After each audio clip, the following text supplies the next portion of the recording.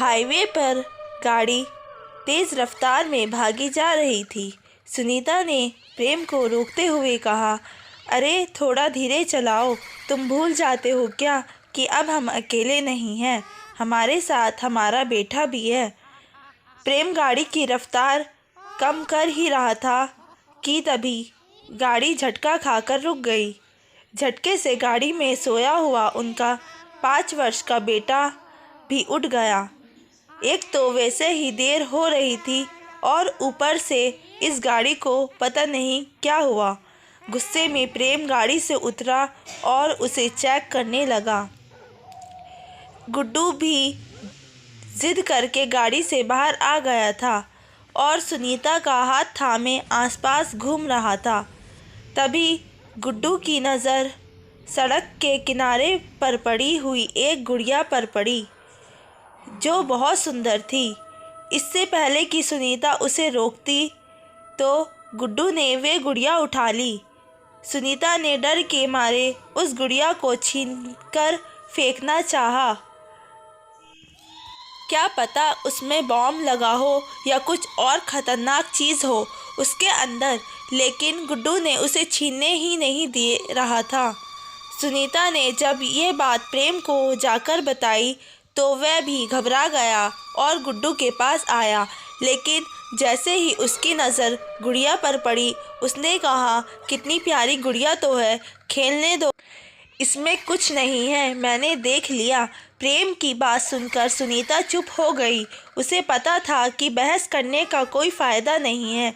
गुड़िया को लेकर गाड़ी में बैठ गया। तभी बंद पड़ी गाड़ी शुरू हो गई। प्रेम हैरान था कि पहले अचानक गाड़ी बंद हो गई और फिर शुरू हो गई, लेकिन अपनी मंजिल तक पहुंचने की हड़बड़ी में उसने ज़्यादा ध्यान नहीं दिया और सुनीता को बैठने का इशारा करके गाड़ी चला ली। अभी गाड़ी थोड़ी ही दूर गई थी कि अचानक आसमान से एक कड़कती हुई बिजली गाड़ी के आगे आकर गिर पड़ी।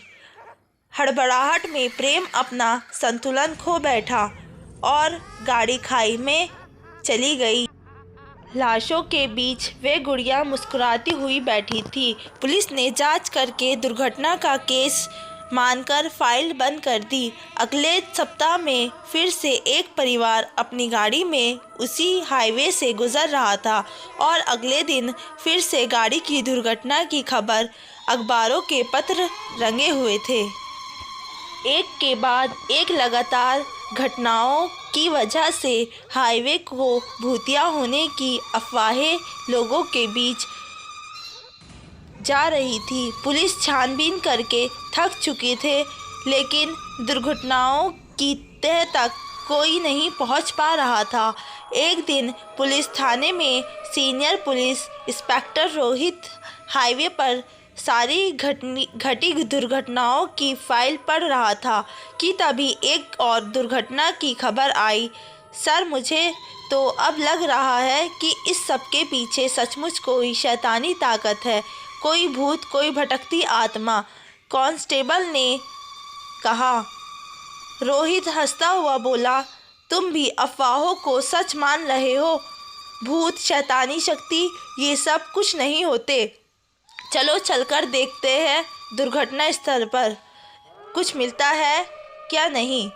जब सब लोग वहां पहुंचे तो पाया गाड़ी में 3 लोग मौजूद थे, पति, पत्नी और एक छोटी सी बच्ची।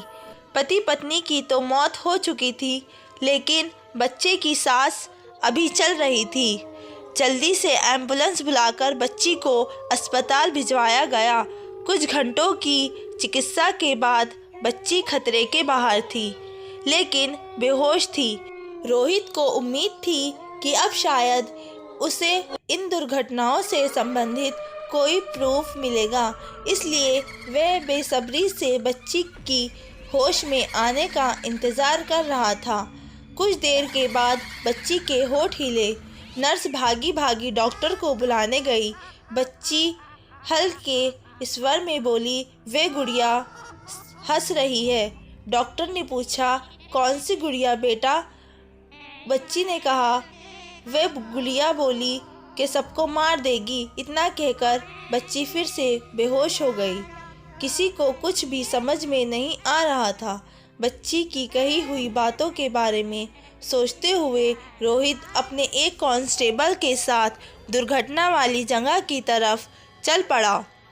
वहां पहुंचकर मायना कर रहा था कि तभी कांस्टेबल ने कहा, सर मुझे याद आ रहा है, जब पहली वाली दुर्घटना हुई थी तब कार में चली हुई लाशों के बीच मैंने एक गुड़िया देखी थी, लेकिन वह नज़ारा इतना डरावना था कि जल्दी से जल्दी निकलने की वजह से हमने गुड़िया की तरफ ध्यान नहीं दिया।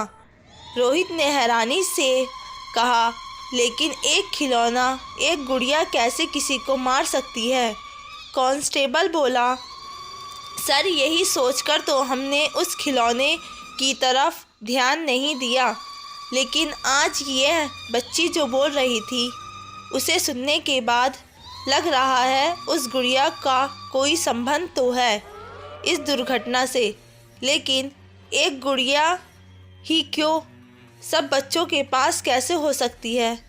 वह गुड़िया तो कार में थी और कार खाई में। रोहित सोच सोचकर परेशान था। रोहित ने कांस्टेबल से आदेश देते हुए कहा, अच्छा चलो हम लोग आसपास का पूरा इलाका छानते हैं, देखते हैं कोई गुड़िया मिलती है। दोनों गुड़िया की तलाश में लग गए, लेकिन उन्हें कुछ हाथ नहीं लगा।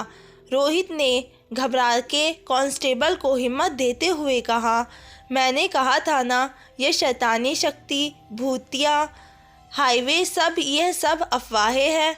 कांस्टेबल ने कोई जवाब नहीं दिया। उधर वह गुड़िया इंस्पेक्टर रोहित की गाड़ी की डिग्गी में जाकर मुस्कुरा रही थी, मानो किसी का इंतज़ार कर रही हो। अंधेरा घिरने लगा था। कांस्टेबल ने कहा, सर अब चलते हैं, अंधेरा होने लगा है, अब यहाँ रहना खतरे को दावत देना है।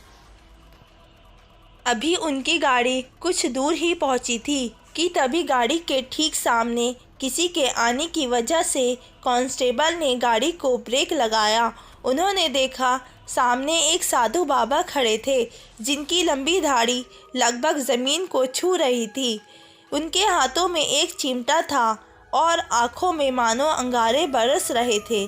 कांस्टेबल ने उतरकर उसे गाड़ी के सामने आने की वजह पूछी। उन बाबा ने कहा, बच्चा सवाल जवाब बाद में करना, पहले जो लोग गाड़ी में हैं उन्हें बाहर बुलाओ, जाओ जल्दी करो। ये सुनकर कांस्टेबल घबरा गया। उसने तुरंत गाड़ी में से जाकर रोहित को बाहर आने के लिए कहा। जैसे ही रोहित गाड़ी से उतरा, बाबा की आंखों से निकली हुई एक चिंगारी में गाड़ी के चीथड़े उड़ा दिए। ये देखकर कांस्टेबल और रोहित हैरान और परेशान हो गए। रोहित ने बाबा से कहा, ये आपने क्या किया? हमारी गाड़ी क्यों जला दी? बच्चा, हमने तुम्हारी गाड़ी को नहीं, उसमें मौजूद तुम्हारी मौत को जलाया है। वे देखो, कहकर बाबा ने किसी चीज़ की तरफ इशारा कर दिया। रोहित और कांस्टेबल ने देखा गाड़ी के पास ही एक गुड़िया भी जल रही थी। गुड़िया को देखकर दोनों के होश उड़ गए।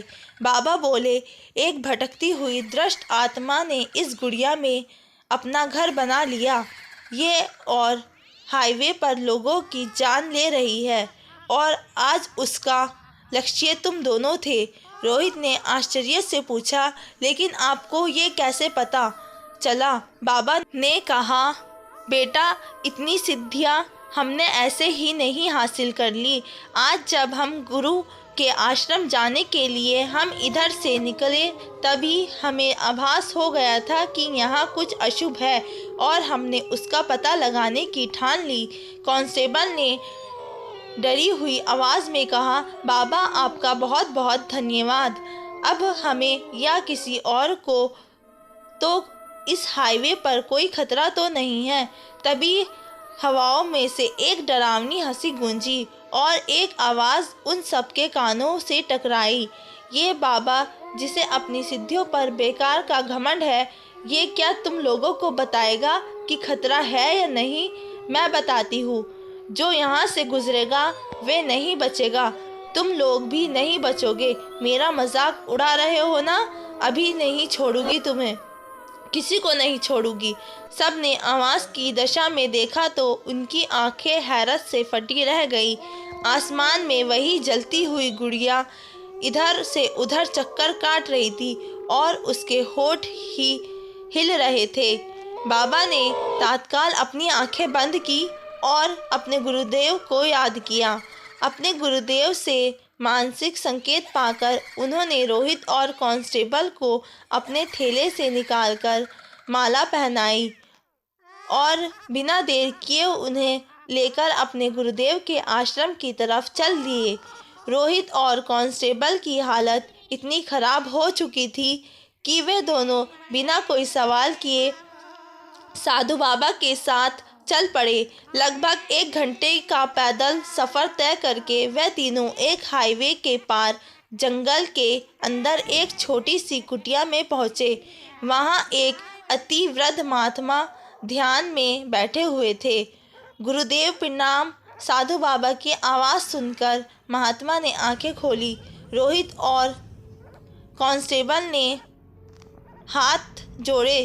तीनों को बैठने का इशारा करते हुए महात्मा बोले, मूर्ख, मैंने तुझे अब हमेशा कहा है कि जल्दबाजी में कोई काम मत किया कर, लेकिन तू अपने गुस्से को काबू में नहीं रख सकता। उनकी बात सुनकर साधु बाबा ने कहा, गुरुदेव, मुझसे भूल हुई, लेकिन उस वक्त इन दोनों की जान बचाने का मुझे यही एक रास्ता नज़र आ रहा था, तो बिना उस गुड़िया को जलाए भी उसे थोड़ी देर के लिए रोक सकता था। महात्मा बोले, उस गुड़िया को जलाकर तूने अनाथ कर दिया। रोहित और कांस्टेबल ने एक साथ पूछा, लेकिन वे है कौन और क्यों लोगों की जान ले रही है? महात्मा बोले, इसका जवाब तो वही देगी, लेकिन इसके लिए हमें आज रात तक का इंतज़ार करना होगा। जब पूर्णिमा की रात अपनी चरम पर होगी तब वे थोड़ी कमज़ोर हो चुकी होगी। तुम अपने ऑफिसर से बात करके कल रात तक के लिए उस हाईवे से लोगों का आना जाना बंद करवा दो। भगवान ने चाहा तो आज रात ही हम इस मुसीबत का हल पा लेंगे। ये कहकर महात्मा ने अपनी आंखें बंद कर ली और जाप करने लगे। कुछ देर के पश्चात उन्होंने आंखें खोली और अपनी दिव्य दृष्टि वहां मौजूद तीनों लोगों पर डाली। उनकी दृष्टि पड़ते ही तीनों के चारों तरफ एक सुरक्षा घेरा बन गया। चंद्रमा माध्यम आकाश में आ चुका था। महात्मा उन तीनों को साथ लेकर हाईवे की तरफ चल पड़े।